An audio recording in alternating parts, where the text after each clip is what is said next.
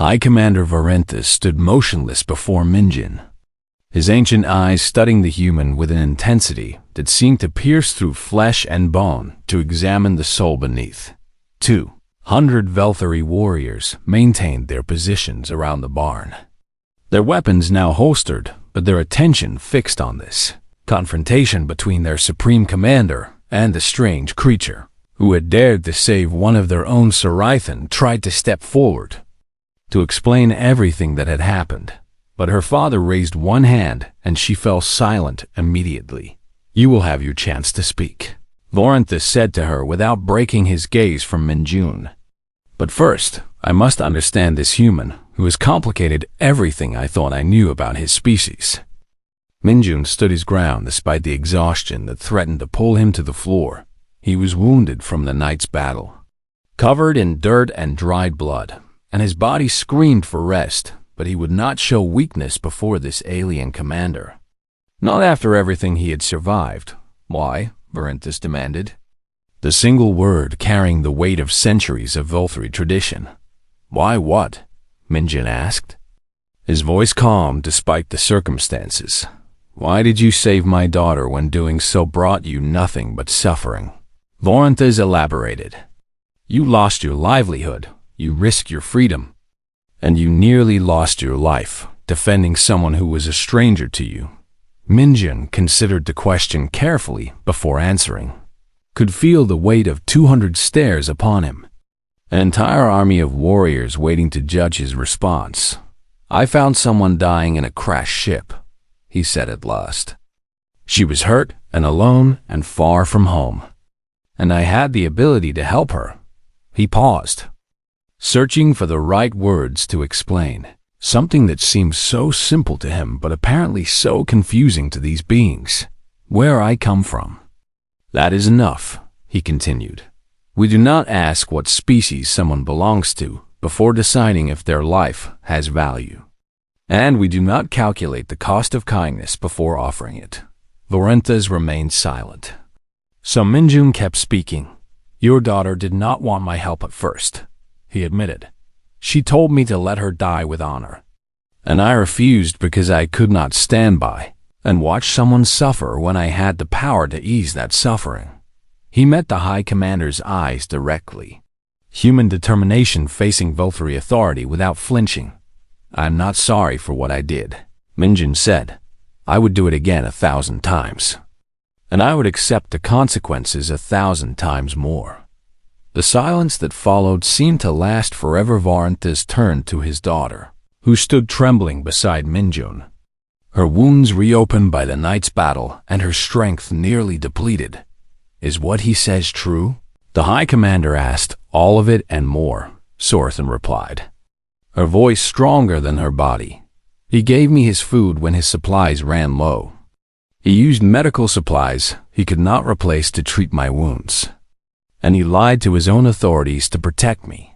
She took a painful step forward to stand beside Minjun. "When the Keth came, he could have surrendered me to save himself," she said. "Instead, he fought beside me through the entire night, using nothing but his knowledge of this land and his refusal to give up." Sarithan looked at her father with an expression that mixed pleading with pride.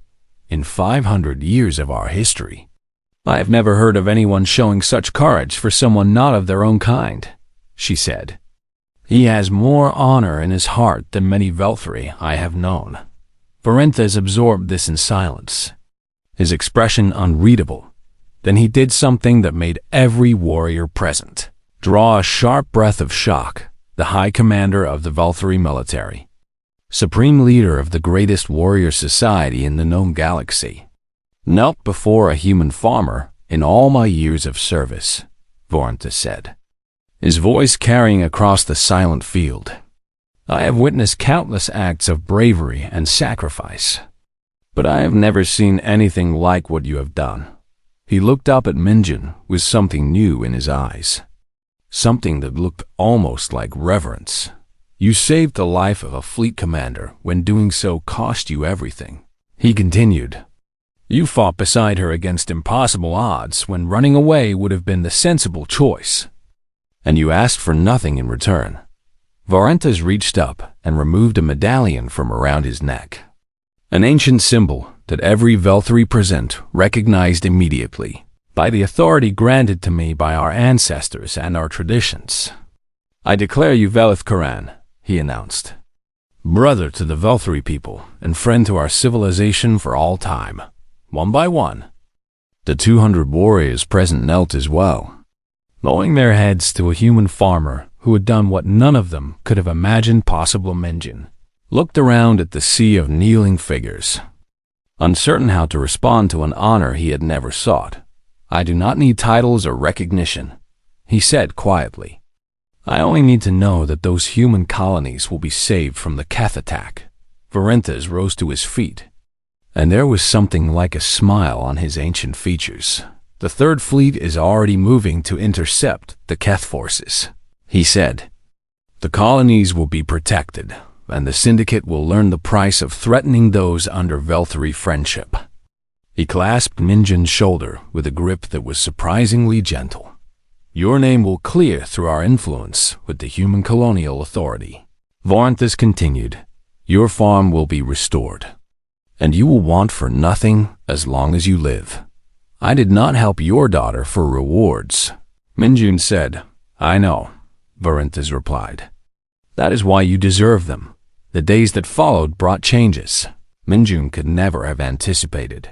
The Velthari fleet engaged the Keth Syndicate forces before they could reach the human colonies, destroying the raiders utterly and saving millions of lives. News of what had happened spread through both human and Velthari space, and the story of the farmer who had changed everything became legendary.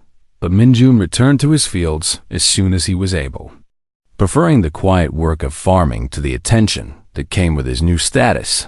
3 weeks after the battle, a single Velthari vessel descended through the purple sky and landed near his farmhouse. Arithan emerged. Fully healed and wearing the uniform of her restored command, she approached Minjin where he stood among his crops, carrying something wrapped in ceremonial cloth. I wanted to thank you properly, she said, before I returned to my duties. She unwrapped the cloth to reveal a blade of exquisite craftsmanship, its edge gleaming with an inner light that matched her eyes. This is a Velshara, she explained, a symbol of eternal bond between two souls who have faced death together and emerged stronger.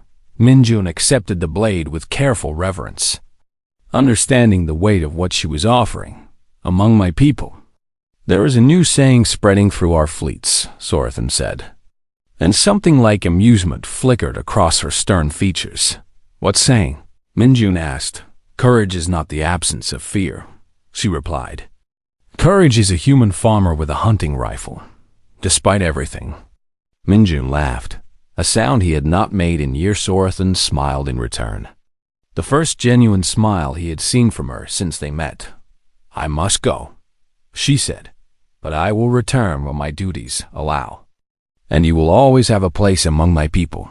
She turned and walked back to her ship, pausing at the ramp to look back one final time. Thank you, Cam and June, she called out, for everything.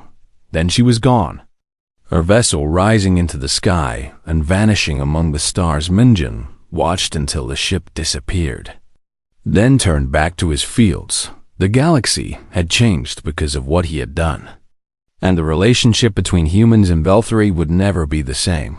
But for Minjun, life continued as it always had, one day at a time, one choice at a time. He had seen the worst that the universe could offer and had responded with the best of what humanity could be, and that, he thought as he returned to his work, was enough. The purple sky stretched above him, full of stars and possibilities, and somewhere out there, ships bearing the symbols of two species flew together for the first time. It had all started with one simple choice: to help someone who needed it, and it had changed everything. The Keth Raiders came with the setting of the second sun, their ships descending through the purple twilight like harbingers of death. Minjun counted 12 figures emerging from the two landing craft, each one armed with weapons that could vaporize a human body in seconds. The Keth were a species built for violence, with scaled skin and multiple limbs that ended in claws sharp enough to tear through metal. They spread out across his property with the practiced efficiency of predators who had done this many times before. 12 of them, Sarthan said from beside him, her eyes tracking the enemy movements through the farmhouse window. Too many to fight directly, especially with your limited weapons. Minjun checked his hunting rifle, a reliable but simple weapon designed for driving away the large predators that sometimes wandered too close to frontier farms. It would kill a Keth if he hit one in the right spot, but against 12 armed raiders, it was almost laughably inadequate. I know this land, he said, his mind already formulating a plan. Every trench, every building, every piece of equipment. And I know how to use them. Sarthan looked at him with surprise. Then with growing respect, you intend to fight, she said. Not a question. I intend to survive, Minjin replied. And I intend to keep you alive long enough for your people to arrive. He handed her a spare pistol from his emergency supplies. A small weapon, but better than nothing. Can you shoot? He asked. Sarthan took the pistol and checked its charge with the automatic ease of someone who had handled weapons for most of her life. I've commanded fleets and led warriors in the battle, she said. I can shoot. The night that followed would become legend among both humans and Velthari, though neither species would learn of it until much later. Minjun led Sarthan out the back of the farmhouse and into the network of irrigation trenches that crisscrossed his property. The Keth had expected to find 2 targets cowering inside a building, not hunting them through the darkness like ghosts. The first raider died without ever seeing his killer. Minjun had rigged one of his moisture collectors to overload, and when the Keth warrior stepped too close, the resulting explosion sent shrapnel tearing through his body. The remaining raiders scattered, suddenly aware that this would not be the easy slaughter they had anticipated. Impressive, Sarthan whispered from her position in a nearby trench. You think like a warrior. I think like a farmer, Minjin corrected her. A farmer who knows that survival means using every tool available. He moved through the darkness with a confidence that came from years of working this land in all conditions. The Keth had technology and numbers, but Minjun had something they could not match.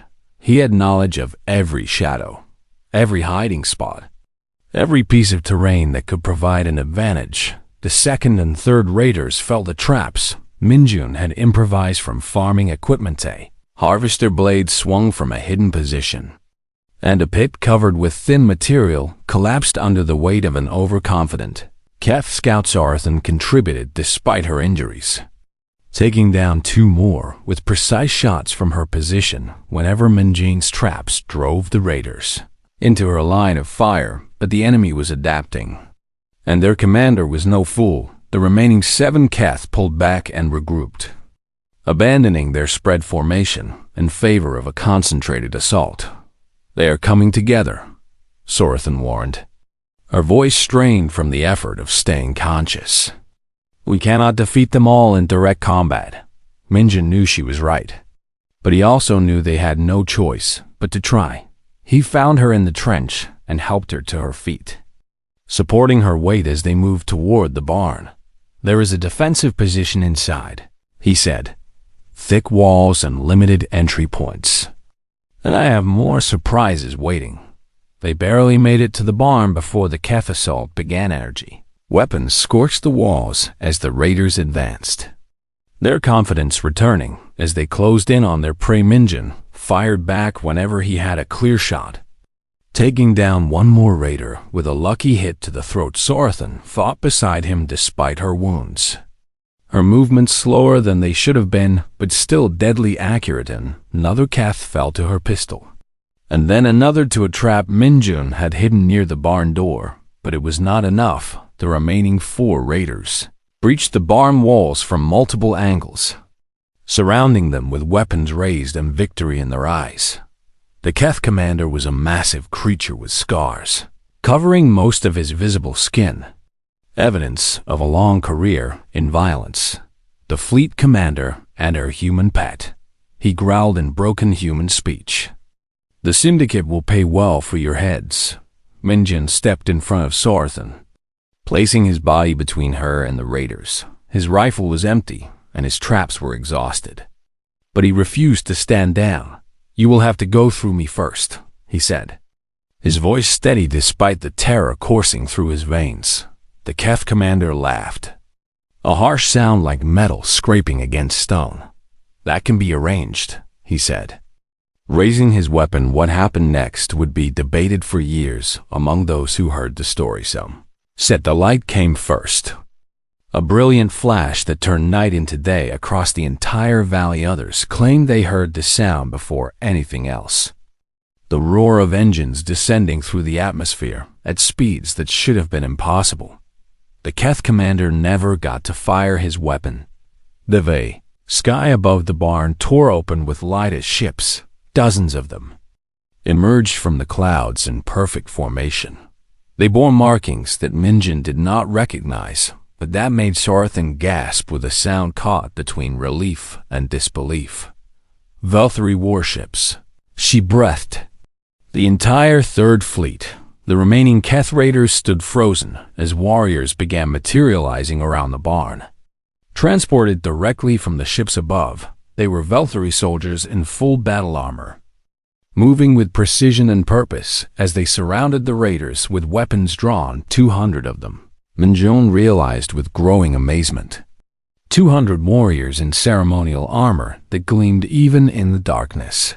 Keth commander dropped his weapon and fell to his knees, all trace of confidence vanishing in the face of this overwhelming force. His surviving raiders followed suit, surrendering without resistance, but Minjin barely noticed them because his attention was fixed on the figure approaching from the center of the Valkyrie formation. This warrior was different from the others.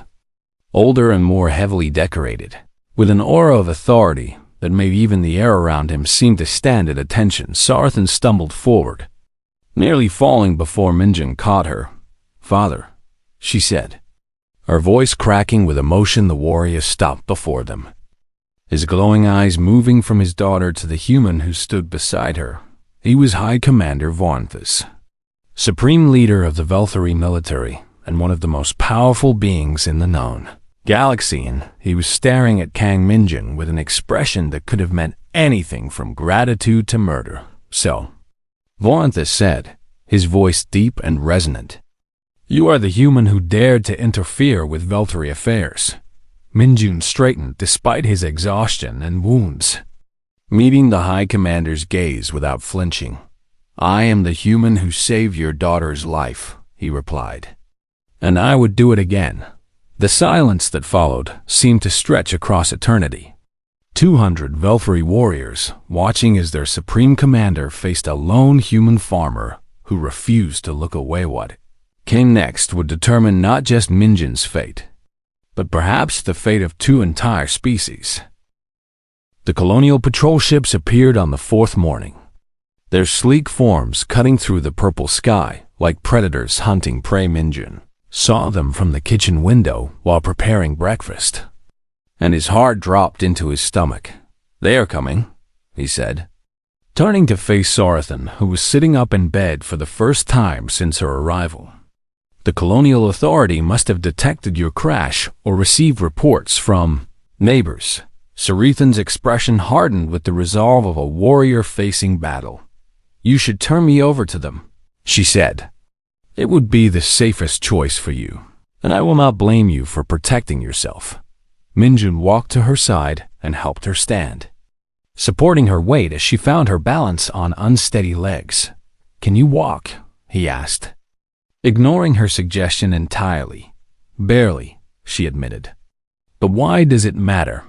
"Because I have a storage cellar beneath the barn that they do not know about," Minjin replied, already guiding her toward the back door. "My wife and I built it ourselves when we first arrived on this world, and it does not appear on any official property records." Sorthan resisted. pulling back against his grip. "You would hide me?" she asked, disbelief coloring her voice. "You would lie to your own authorities and risk everything you've built here." Minjun met her eyes with an expression that allowed no argument. "You have information that could save millions of lives," he said. "And you are in no condition to deliver that information if you are locked in a colonial detention center while bureaucrats argue about what to do with you." He did not mention the other reason. The simpler reason he did not mention that over the past 4 days, he had come to care about what happened to her. The storage cellar was dark and cramped, but it was well hidden and had enough supplies to keep someone alive for weeks if necessary. Minjun helped Sorathan down the ladder and made sure she had water and food within reach. "Stay quiet and do not move around too much," he told her. "I will come for you when they are gone." "Minjun," Sorathan said, and it was the first time she had used his name. He paused at the top of the ladder, looking down at her. "Whatever happens," she said, "I want you to know that I was wrong about humans. Or at least I was wrong about you." Minjun nodded once, then closed the cellar door and covered it with the same hay and equipment that had hidden it for years. Colonial inspectors arrived 20 minutes later, 3 of them in official uniforms with weapons on their hips and suspicion. In their eyes, the lead inspector was a tall woman named Reyes, who carried herself with the rigid posture of someone who had spent too long enforcing rules without questioning them. "Can Minjin," she said as she approached his front door. "We received reports of a spacecraft crash on your property 4 nights ago, and our satellites confirmed an impact in your eastern fields." Minjun stood in his doorway with his arms crossed, his expression carefully neutral. "I saw the crash," he admitted, because denying what the satellites had already recorded would only make things worse. "The storm was terrible that night, and I waited until morning to investigate." "And what did you find?" Inspector Reyes asked, her eyes scanning his face for signs of deception.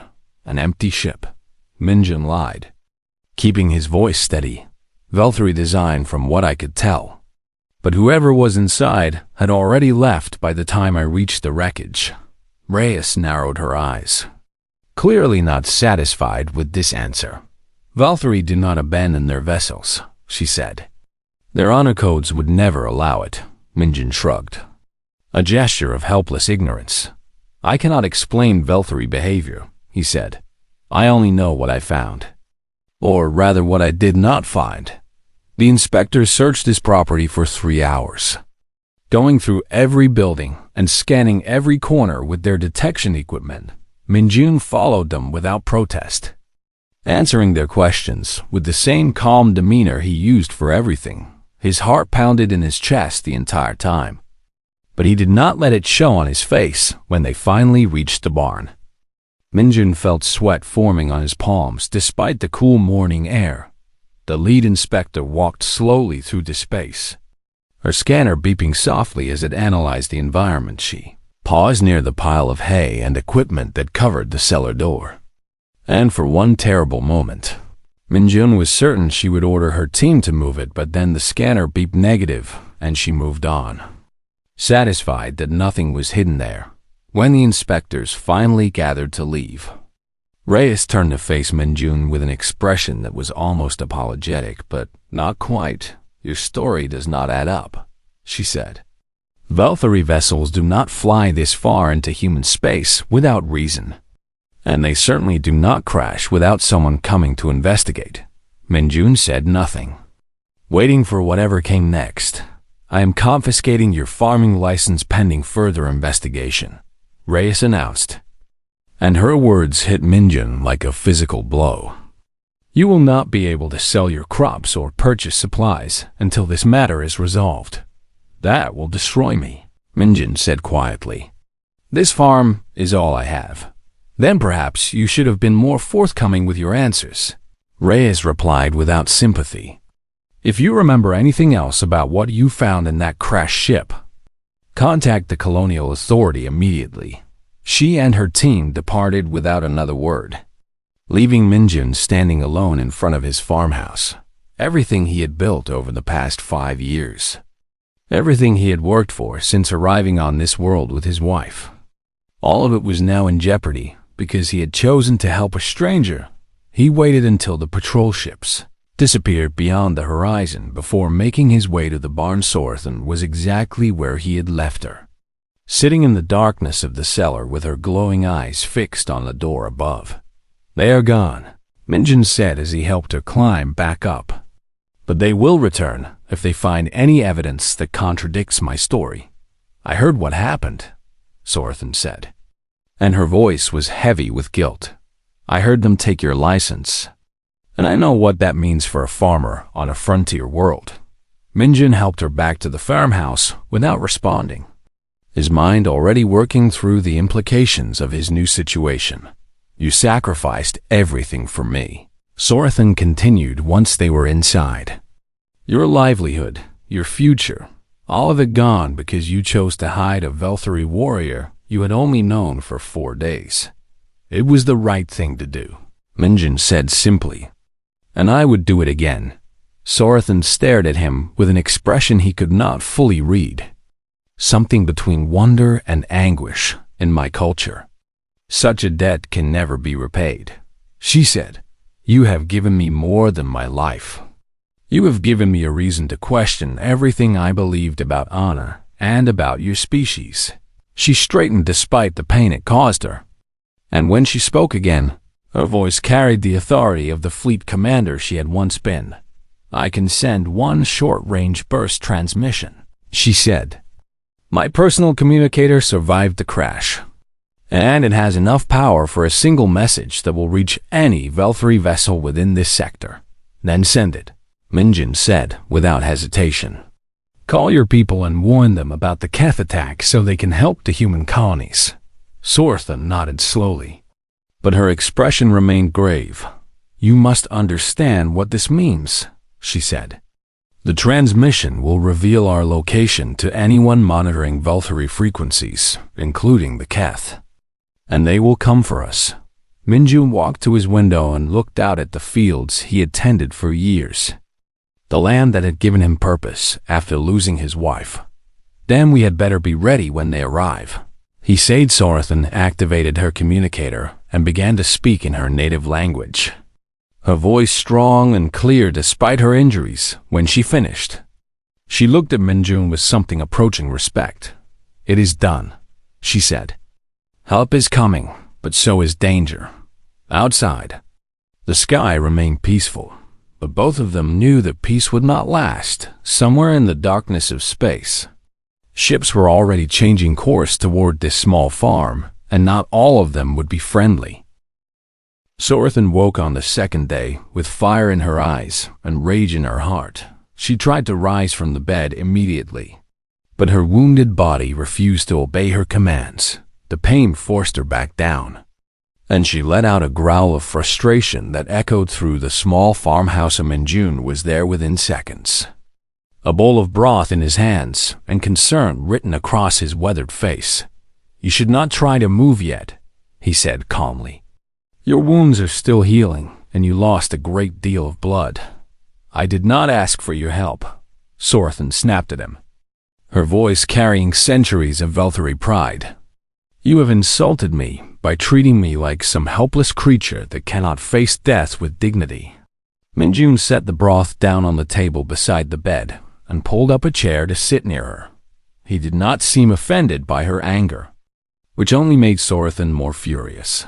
"You can be angry with me after you eat," he said, pushing the bowl toward her. "Your body needs fuel to repair itself. I would rather starve than accept charity from a human," Sorthan declared.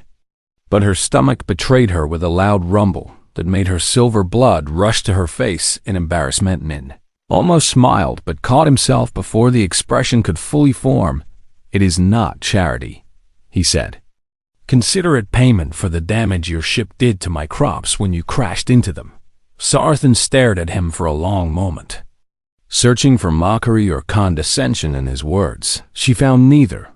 This human spoke to her as an equal, without fear, but also without the desperate eagerness to please that she had seen in other species when dealing with Valthera against her better judgment. She took the bowl and began to drink the warm broth with simple fare. Nothing like the complex nutrition her body was designed for. But it was surprisingly satisfying. Mingen watched her eat without speaking, and when she finished, he took the bowl and refilled it without being asked. Over the next 3 days, a strange routine developed between them. Sorthan would wake each morning determined to leave, to find some way off this world that did not involve accepting more help from this stubborn human, and each morning, Minjun would calmly explain that she was not yet strong enough to travel, and that leaving now would only result in her death. Their conversations were tense and full of cultural misunderstanding, and just came from a society that valued strength above all else, where accepting help was seen as admitting weakness. Minjun came from a species that had survived the harshness of space by learning to depend on one another. Neither could fully understand the other. But slowly, something began to shift. Sorthan started noticing things about her reluctant caretaker that did not fit her expectations of humans. She watched him give her the larger portions of food while he ate scraps she saw him use. Medical supplies that she later learned were irreplaceable on this remote world. Supplies he had been saving for his own emergencies. She observed him staying awake through the night when her fever returned, cooling her skin and speaking soft words to her through the delirium. "Why do you do this?" she asked on the third night, when the fever had finally broken and she lay exhausted but lucid. "You gain nothing from helping me, and you risk everything." Minjun was silent for a while, staring out the window at the stars that filled the sky. 2 years ago, my wife became sick with a fever that swept through this colony, he said at last. I did everything I could to save her, but it was not enough. And she died in my arms while I begged whatever forces govern this universe to let her live. Sorthan listened without interrupting, sensing that these words cost him greatly to speak. After she was gone, I made a promise to myself, Minjun continued. I swore that I would never again stand by while someone suffered if there was anything I could do to help them.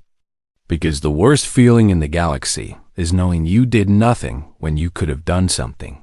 He turned to look at her, and Sorthan saw something in his eyes that she had never expected to find in a human. She saw strength, but not the kind that came from muscles or weapons. This was a deeper strength, the kind that came from facing the worst life could offer and choosing to keep going anyway.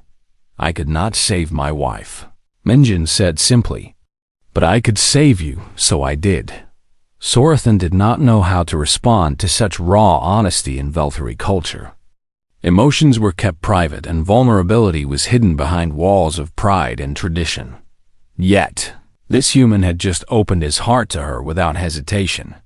Without expecting anything in return, something inside her cracked. Some wall she had built long ago to protect herself from the softer feelings that warriors were taught to suppress. I was ambushed, she found herself saying, the words spilling out before she could stop them. My squadron was protecting civilian transports near the border when the Keth Syndicate attacked us with 3 times our numbers. Minjun turned his full attention to her, listening with the same quiet intensity he brought to everything. My ships fought bravely, but we were overwhelmed, Sorthan continued.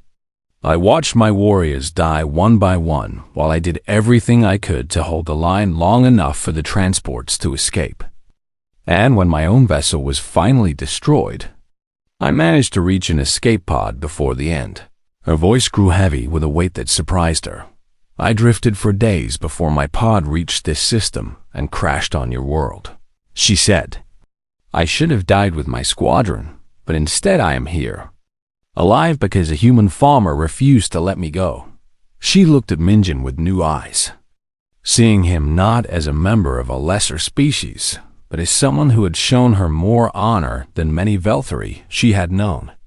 There is something else you should know, Sorthan said, her expression growing grave. The reason my squadron was patrolling that sector was because we had intelligence about a massive Keth attack being planned against human colonies. Minjun straightened in his chair, his full attention focused on her words. 3 colonies will be struck simultaneously in less than 5 days, Sorthan told him. I was trying to reach human authorities to warn them when we were intercepted, but the Keth knew what I was carrying, and they were determined to stop me. Can you still warn them? Minjin asked. Is there some way to get this information to the people who need it? Sorthan shook her head slowly, frustration and guilt warring on her features. My ship is destroyed, and I have no way to communicate over such vast distances, she said. The Colonial Authority would never believe a wounded Velthari with no proof, especially given the political tensions between our peoples. Minjun stood and walked to the window, his mind working through the problem with the practical focus that had kept him alive on this harsh world. Then we need to find another way, he said, because I am not going to let millions of people die if there is anything we can do to stop it. Sorthan watched him, and for the first time since crashing on this world, she felt something she had not expected to feel. She felt hope. The storm had been raging for 6 hours when Cam Minjin heard the explosion that would change his life forever. He stood at the window of his small farmhouse on Verdant 7, watching lightning tear across the purple sky while rain hammered against the reinforced glass with enough force to crack. Lesser materials. Minjun had lived alone on this frontier world for 2 years now. Ever since his wife, Yuna, had passed from the fever that swept through the colony, he ran a moisture farm on the edge of civilized space, collecting water from the atmosphere and selling it to the mining operations in the northern mountains. It was quiet work and lonely work, but Minjun preferred it that way.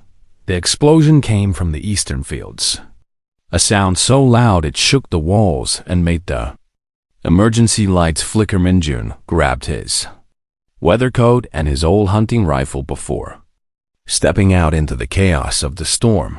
The wind nearly knocked him down twice as he made his way toward the source of the sound, and by the time he reached his eastern field, his clothes were soaked through. Despite the protective gear, what he found there made him stop breathing for several seconds. A spacecraft had crashed into his crops, carving a trench 300 meters long through the soil he had spent years cultivating.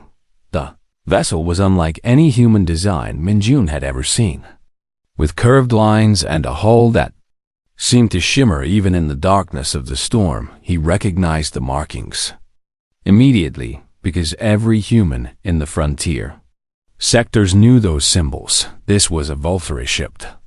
Velthari were a warrior species that controlled vast territories on the opposite side of the galactic arm from human space. They were tall and powerful, with skin like polished stone and eyes that glowed with inner light. Humans and Velthari had maintained an uneasy peace for 3 decades, but the two species rarely interacted. The Velthari considered humans to be a soft and weak species, barely worth acknowledging. They had strict non-interference protocols that forbade their people from accepting help from outsiders. To do so was considered a grave insult to Velthari honor. Minjun knew all of this as he approached the crashed vessel, and he knew that the smart thing to do would be to return to his farmhouse and contact the Colonial Authority. There were standing orders about alien contact in the frontier sectors. All encounters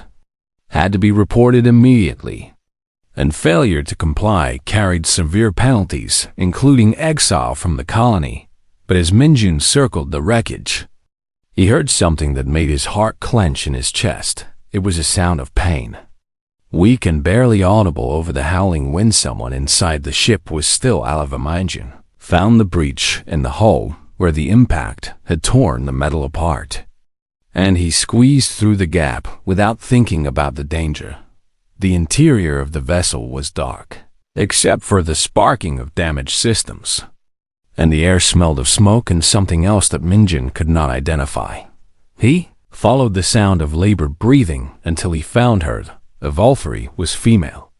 Though Minjun only knew this from the slight differences in facial structure that human xenobiologists had documented, she was tall even while lying crumpled against a shattered console, and her stone-gray skin was covered in wounds that leaked silver blood. Her eyes flickered open as Minjun approached, and even in her weakened state, he could see the fierce pride burning within them.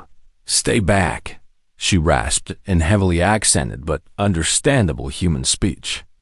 "I do not require assistance from your kind." Minjun knelt beside her anyway, his hands already moving to assess her injuries, the way his wife had taught him during their years working the frontier medical station together.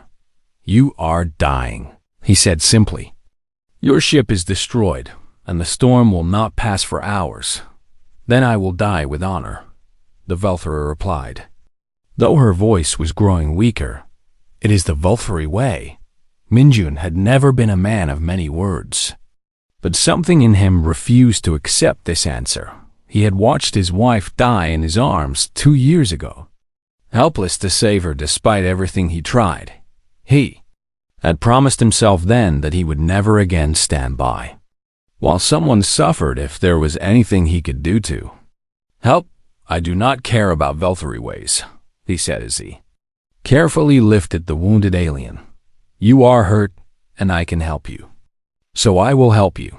The Valkyrie tried to resist, but she was too weak to fight him off. Minjun carried her through the breach in the hull and out into the storm, shielding her body with his own as he made the long trek back to his farmhouse. She was heavier than she looked, and several times he stumbled in the mud and nearly dropped her, but each time he regained his footing and kept walking. By the time he reached his home, his muscles were screaming and his lungs burned from the exertion. He laid the Valkyrie on his bed, the only proper bed in the small farmhouse, and immediately began gathering his medical supplies. "Why?" the alien asked, her glowing eyes following his movements with confusion and suspicion.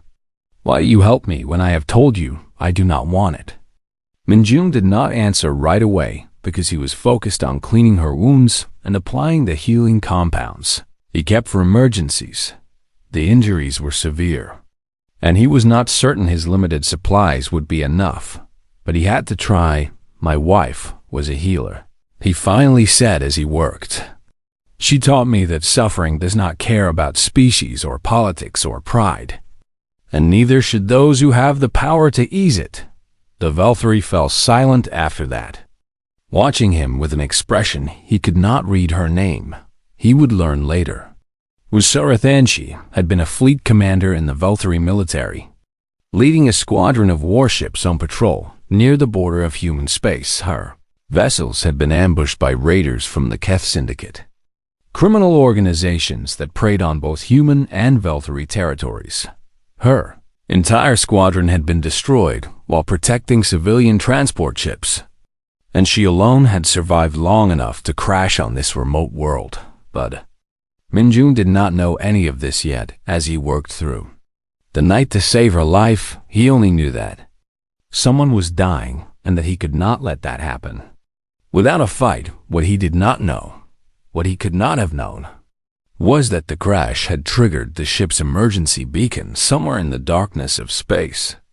A signal was broadcasting Sorathan's location to anyone with the equipment to receive it. Help was coming.